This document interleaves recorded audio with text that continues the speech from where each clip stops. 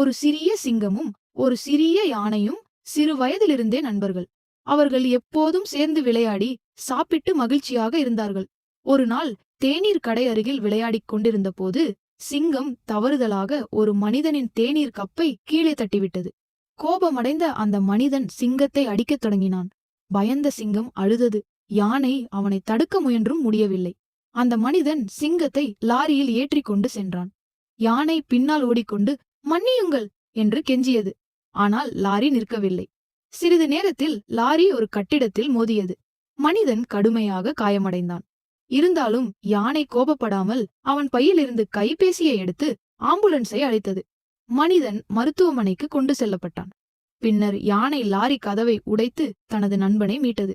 இருவரும் மீண்டும் சந்தித்து மகிழ்ச்சியாக அணைத்துக் கொண்டனர். நெறி, கருணையும் மன்னிப்பும் எப்போதும் கோபத்தை விட வலிமையானவை.